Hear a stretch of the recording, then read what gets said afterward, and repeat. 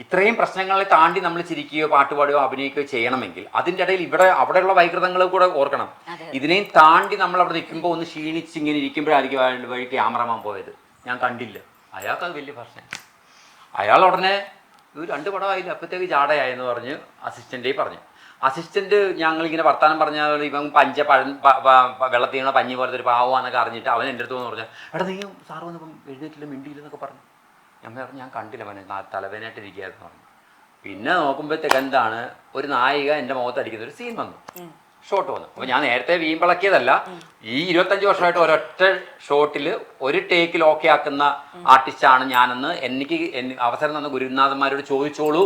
അത് സത്യമാണെന്ന് ഞാൻ പറഞ്ഞത് ഗർവിലല്ല, സത്യമാണ്. അതിൻ്റെ കാരണം എൻ്റെ ആത്മാർത്ഥതയും എൻ്റെ പ്രാരാബ്ധവുമായിരുന്നു.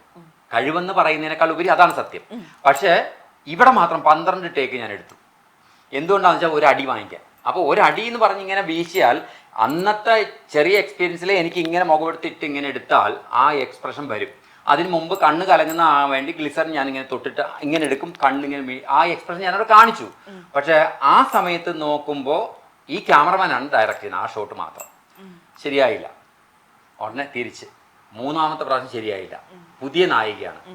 അപ്പോൾ പുള്ളി പറയാം കൊണ്ടാലും കുഴപ്പമില്ല, അത് ടേക്ക് ഓക്കെ ആകട്ടെ, എന്തും ഇത് കാണിക്കുന്നത് എന്ന് പറയാം. അപ്പം ഞാൻ പറഞ്ഞു എനിക്ക് കുറച്ച് ആത്മാർത്ഥത കൂടുതലല്ല എല്ലാ കാര്യത്തിലും ഇപ്പോഴും. അപ്പം ഞാൻ പറഞ്ഞു മോളെ കൊണ്ടാലും കുഴപ്പമില്ല, നീ അടിച്ചോ, ധൈര്യമായിട്ട് അടിക്കും. അപ്പം ഞാൻ ധൈര്യം കൊടുത്താലല്ലേ അവൾക്ക് അടിയും. അവൾ അടിക്കാൻ തുടങ്ങിയിട്ടുള്ള പെരുത്ത അടി 12 ടേക്കിൽ ഓക്കെ പറഞ്ഞു. അപ്പോൾ ഞാനൊരു ശവം, അയാൾ ഒരു ബോഗി. അയാൾ മാത്രം ആനന്ദിക്കുന്നു, ഞാൻ എൻ്റെ ആത്മാർത്ഥതയും നിഷ്കളങ്കതയും വെച്ചിട്ട് ഞാൻ അഭിനയിക്കുന്നു, അതിന് വിട്ടുകൊടുക്കുന്നു, എൻ്റെ മുഖത്ത് അടി വാങ്ങിക്കുന്നു.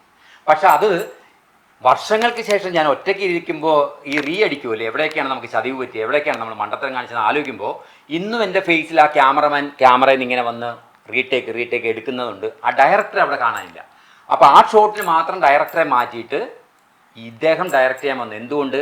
തളർന്നിരുന്ന ഞാൻ മുഖമുയർത്തി ഇയാളെ നോക്കിയില്ല, വിഷ് ചെയ്തില്ല, വന്നപ്പോൾ എഴുന്നേറ്റില്ല എന്നൊരൊറ്റ കാരണത്തിന് നായികയെ കൊണ്ട് 12 അടി ഏൽപ്പിച്ചപ്പോൾ ഇന്നും അയാൾ സുഖമായിട്ട് ജീവിക്കുന്നുണ്ടാവും, എനിക്കറിയില്ല. ഞാൻ ഇന്നും സന്തോഷമായിട്ടിരിക്കും. അയാൾക്ക് കിട്ടിയ സന്തോഷത്തിൽ ഞാനും സന്തോഷിക്കുന്നു. പല ആൾക്കാരുടെയും ഈഗോയ്ക്ക് ഇരയായിട്ട് വന്നിട്ടുണ്ടല്ലേ അങ്ങനെ നോക്കുകയാണെങ്കിൽ? അല്ല അത് പക്ഷെ ഇവിടെയൊന്നും ഒരു പെണ്ണ് വിഷയം, വെള്ളവടി വിഷയം, സമയനിഷ്ഠക്കുറവ്, പറയുന്നത് മുഖത്ത് വരുന്നില്ല, അഭിനയിക്കുന്ന, ഇങ്ങനെ യാതൊരു ഒരു പ്രൊഫഷണലായിട്ട് നോക്കുമ്പം മൈനസ് എന്ന് പറയാൻ ഒന്നും എൻ്റെ ഭാഗത്തുനിന്ന് ഉണ്ടാക്കിയിട്ടില്ലെന്നുള്ളത് മുല്ലക്കലമ്മ സാക്ഷിയായിട്ട് ഞാൻ പറയും.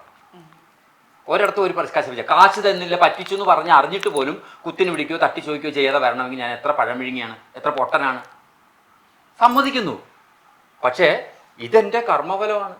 എല്ലാ പാരകളും എല്ലാ പറ്റിക്കൽ രാജാക്കന്മാരും എല്ലാ വൈകൃതങ്ങളും നമ്മുടെ നെഞ്ചത്തോട്ട് വരണമെങ്കിൽ അങ്ങനെ വിശാലമായിട്ട് താങ്ങാൻ കെൽപ്പുള്ളിടത്തെ ഭാരം വെച്ച് കൊടുക്കത്തുള്ളൂ ദൈവം. അത് നമുക്കുണ്ടായിരുന്നല്ലോ, മുതുകത്ത് വെക്കാനും തന്നു, അത് ഇറക്കി വെക്കാൻ വേണ്ടിയിട്ട് നെഞ്ചത്തോട്ട് ഇവരെല്ലാവരും തന്നു. എല്ലാം കഴിഞ്ഞപ്പോഴത്തേക്ക് വേറെ ആരും വേണ്ട, എൻ്റെ പൊന്നമ്മേ നീ മതി എന്ന് പറഞ്ഞപ്പോൾ എന്നെ കൈവെള്ളയിലേറ്റ് എടുത്ത് മടിയിലിരുത്തി പൊന്നുപോലെ മുല്ലക്കലമ്മ നോക്കുന്നു. ഞാൻ സന്തോഷമായിട്ടിരിക്കുന്നു. കുറേ നേരമായിട്ട് നമ്മൾ സംസാരിച്ചുകൊണ്ടേ ഇരിക്കുന്ന ഒരു അടുത്തൊരാൾ ഇങ്ങനെ മിണ്ടാണ്ട് പൂച്ചക്കുട്ടീനെ പോലെ ഒന്നും മിണ്ടാണ്ടിരിക്കുക. ചേച്ചി ഇതൊക്കെ ഇപ്പോഴാണോ കേൾക്കുന്നത്? ഞാൻ ക്യൂരിയസ് ആയിട്ട് ഇതെല്ലാം കേട്ടിരിക്കണ പോലെയാണ് ചേച്ചി ഇരിക്കുന്നത്. ഇപ്പോഴാണ് ഇതൊക്കെ കേൾക്കുന്നത്. ഈ കാര്യങ്ങളൊന്നും ഷെയർ ചെയ്തിട്ടൊന്നുമില്ലേ? ഇല്ല, അങ്ങനെ ഷെയർ ചെയ്യാറില്ല. പുറത്തുപോയ എന്ത് കാര്യം അങ്ങനെ ചെയ്യാറില്ല. നമുക്ക് വിഷമായി പോവെന്നുള്ള വിചാരിച്ചിട്ടായിരിക്കും അല്ലേ? അപ്പൊ ഇന്റർവ്യൂസിനകത്ത് പറയുമ്പോഴാണ് ഇങ്ങനെ ഓരോ കാര്യങ്ങളൊക്കെ അറിയുന്നത്.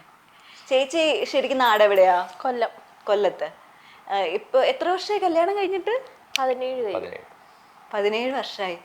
എങ്ങനെയുണ്ട് 17 വർഷത്തില് ജീവിതം? വളരെ ഹാപ്പി ആയിട്ട് പോകുന്നില്ല? ഏറ്റവും ഇപ്പൊ നമ്മളിങ്ങനെ പറയത്തില്ല, ഇപ്പൊ അന്ന് കല്യാണം കഴിച്ചത് എന്തുകൊണ്ടാണെന്ന് അറിയില്ല, പക്ഷെ ഇന്ന് എത്തി നിൽക്കുമ്പോ ഏറ്റവും പോസിറ്റീവായിട്ട് കാണുന്ന കാര്യം എന്തായിരിക്കും? പറ ചേച്ചി, ഒന്ന് കേക്കട്ടെ ശബ്ദം ഞങ്ങള്. ഇങ്ങനെയാണോ ചേട്ടാ? ചേച്ചി അങ്ങനെ അധികം മിണ്ടേയില്ല? അങ്ങനെ വീട്ടിൽ സംസാരമില്ല അധികം. ഈ കാര്യങ്ങളൊക്കെ പറയും, അത്യാവശ്യ കാര്യങ്ങളൊക്കെ സംസാരിക്കും.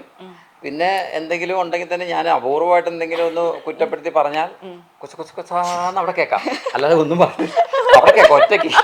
ഒറ്റയ്ക്ക് കൊച്ച അത് ചെവിയിലും ഭൂതക്കണ്ണ വിഷയം എനിക്ക് പിടിക്കത്തില്ല. അപ്പൊ ഞാൻ എന്ത് ചെയ്യും, എന്തെങ്കിലും പറയട്ടെ വെച്ചിട്ട് ഈ 2 കൈ കൂട്ടിയടിച്ചാലേ ശബ്ദം വരുള്ളൂ എന്ന് പറയുന്ന പോലെ ഇപ്പുറത്തേക്ക് ഇല്ല അല്ലേ? ഞാൻ ചോദിച്ചതിന് മറുപടി പറ ചേച്ചി. എന്താ ചോദിച്ചേ? മറന്നു. ഇപ്പൊ ഈ 17 വർഷത്തിൽ കണ്ട ഏറ്റവും വലിയ പോസിറ്റിവിറ്റി എന്താണെന്ന്? നല്ലൊരു ജീവിതം. നല്ലൊരു ജീവിതം. ഇതെല്ലാം ഒറ്റ വാക്കിലുള്ളൂ. ഇത് മറ്റേ നമ്മൾ പരീക്ഷ എഴുതുമ്പോ ആദ്യത്തെ 10 വരുന്ന ഒറ്റ വാക്കിൽ ഉത്തരം എഴുതാന്നുള്ള ചുരുക്കി ഉത്തരം എഴുതി നമ്മൾ പോവാം. ചേട്ടാ, ഇപ്പൊ ഞാൻ ഇവിടെ വന്നപ്പോൾ നമ്മൾ ഈ സിനിമ അല്ലെങ്കിൽ സീരിയൽ കരിയറിൽ ഞാനിങ്ങനെ എക്സ്പെക്ട് ചെയ്ത് വന്നത്, സാധാരണ നമ്മൾ എവിടെയെങ്കിലും പോകുമ്പോൾ കുറേ ഫോട്ടോസ് ഉണ്ടാവും, അതിനെ റിലേറ്റ് ചെയ്തുള്ള ഫോട്ടോസ് കാണും. ഇവിടെ ഞാൻ അങ്ങനെ കയറി വന്നപ്പോൾ അങ്ങനെ ഫോട്ടോസ് ഉണ്ടല്ലോ, ഫാമിലി ഫോട്ടോസാണ് ഞാൻ പിന്നെയും കണ്ടത്. പിന്നെ ആകെപ്പാട് ഞാൻ അവിടെ വിജയമായിട്ടുള്ള ഒരു ഫോട്ടോ മാത്രമാണ് കണ്ടത്. അതാണ് ഏറ്റവും പ്രഷ്യസ് ആയിട്ട് കൊണ്ട് നടക്കുന്നത്. അതുകൊണ്ടാണോ ആ ഫോട്ടോ മാത്രമേ ഉള്ളത്?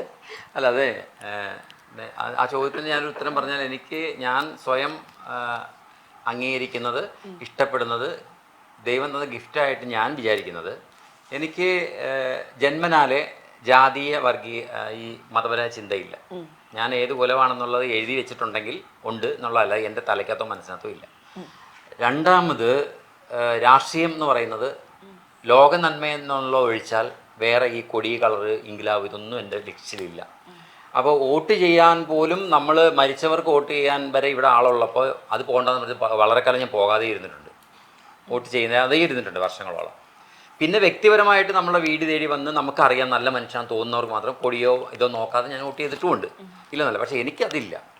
ആ പറഞ്ഞതുപോലെ തന്നെ ചോദിച്ച ചോദ്യം എന്താണ്? വിജയുടെ ഫോട്ടോ. എനിക്ക് ജന്മനാല് സിനിമ എല്ലാ ദിവസവും കാണുന്ന ഒരാളായിട്ട് പോലും സിനിമ ഇഷ്ടമാണ്, അതിൽ അഭിനയിക്കുന്നവരെ ഇഷ്ടമാണ്. പക്ഷേ ഇപ്പോൾ ഇപ്പോഴത്തേക്ക് ഒരു ട്രെൻഡ് ഉണ്ടല്ലോ, ലക്ഷം കണക്കിന് ആൾക്കാർ പാതിരാത്രിയിൽ മൈക്കും പിടിച്ച് വരുന്ന തെറി പറയുന്നവരുടെയൊക്കെ പുറകെ വരുന്ന പോലെ ഒരു സ്വപ്നതുല്യമായ ഒരു ആൾക്കൂട്ടം, ബഹളം, ഒരു അട്രാക്ഷനൊക്കെ ഇല്ലേ, ഭ്രാന്തമായ. അതിൻ്റെ 100-ൽ 1 അംശം പോലും വലിയ വലിയ മഹാനടന്മാരെ കണ്ടപ്പോലും എനിക്ക് തോന്നാറില്ല. ഇപ്പോഴല്ല, പണ്ടേ. ഞാൻ ജൂനിയർ ആർട്ടിസ്റ്റായിട്ട് ഇവിടെ നിന്നൊക്കെ ഹൈദരാബാദിൽ നാട് വിട്ട് പോയ സമയത്ത് ഗ്രൂപ്പ് ഡാൻസറായിട്ടും ജൂനിയർ ആർട്ടിസ്റ്റായിട്ട് പോകുന്നൊരു കാലം ഉണ്ടായിരുന്നു. അന്ന് ചിരഞ്ജീവി, ബഹുമാന്യം ചേർത്തോളൂ കേട്ടോ, ചിരഞ്ജീവി, ശ്രീദേവി, അജയ് ദേവ്ഗൺ, ഈ സുനിൽ ഷെട്ടി, ഇവരുടെയൊക്കെ പടത്തിൽ, നാഗാർജുനയുടെ ഒക്കെ പടത്തിൽ നമ്മൾ 150 രൂപയ്ക്ക് അന്ന് വർക്ക് ചെയ്യാനൊക്കെ പോകും. അന്ന് ക്യാമറയിൽ ഫോട്ടോ എടുക്കാം, മൊബൈൽ ഇല്ലെങ്കിലും എല്ലാവരും എടുക്കും. ഞാനിങ്ങനെ മാറി നിൽക്കത്തേ ഉള്ളൂ. അജയ് ദേവ്ഗണും സുനിൽ ഷെട്ടിയൊക്കെ എനിക്ക് തോന്നുന്നു അവർ വന്ന സമയമാണ്, 90-കൾക്ക് മുമ്പ്, തൊട്ട് മുമ്പ്. അപ്പോൾ ശ്രീദേവി, ചിരഞ്ജീവി അവരുടെ കൂടെ നമ്മൾ വർക്ക് ചെയ്തിട്ടുണ്ട് ക്രൗഡിൽ. ആ കാമ്പൗണ്ടിൽ നമ്മൾ മാത്രമേ ഉള്ളെങ്കിൽ നമുക്ക് ഫോട്ടോ എടുക്കുന്നതുകൊണ്ട് ഒരു വിരോധവും ഇല്ല. വിജയശാന്തി എല്ലാവരും ഉണ്ട്. അപ്പോൾ അന്നത്തെ ടോപ്പായിട്ടുള്ളവർ ഇവിടെ വരുമ്പോൾ മമ്മൂട്ടി, ലാലേട്ടൻ, മമ്മൂക്ക, ലാലേട്ടൻ എല്ലാവരും ഉണ്ടെങ്കിലും അവരോടൊരു കൗതുകം എനിക്ക് തോന്നിയിട്ടില്ല. ബഹുമാനമുണ്ട്, പക്ഷെ മറ്റുള്ളവർക്ക് തോന്നുന്ന ഒരു സാധനം എൻ്റെ ഇല്ല. അതുകൊണ്ട് എനിക്ക് ഫോട്ടോ എടുക്കണം, സൂക്ഷിക്കണം, കാണണം, അതിലൊരു അന്തസ്സുണ്ടോ എന്ന് ചോദിച്ചാൽ എനിക്ക് അതിനെപ്പറ്റി അറിയില്ല. പക്ഷെ അത് ഓപ്പോസിറ്റ് സൈഡിൽ നമ്മൾ ഇൻസൾട്ട് ചെയ്തതായിട്ടും ഇവൻ ജാടയായിട്ടും അഹങ്കാരിയായിട്ടും വക്രീകരിച്ചിട്ടുണ്ട്. അതിൻ്റെ പാരകൾ ഒരുപാട് കിട്ടിയിട്ടുണ്ട്. പിന്നീട് ചിലരൊക്കെ വന്ന് പറഞ്ഞിട്ടുണ്ട്, നിന്നെ കണ്ടപ്പോൾ നീ ജാടയാൻ തോന്നിയുണ്ട്, ആ വേഷം കൊടുക്കണ്ടെന്ന് പറഞ്ഞു എന്നൊക്കെ പറഞ്ഞ് പല നേരത്തെ സൂചിപ്പിച്ച പോലെ ശമ്പളം വെട്ടിക്കുറച്ചതോ, ഇങ്ങനെ പല പാരകൾ അവരവരുടെ മനോവൈകല്യത്തിനനുസരിച്ച് ഇങ്ങോട്ട് വരുന്നതാണ്. എൻ്റെ മനസ്സിലൊരു വൈകല്യവും ഇല്ല, മനസ്സിലായില്ലേ? നമ്മൾ പക്ഷെ പറഞ്ഞാലേ അറിയുന്നുള്ളൂ,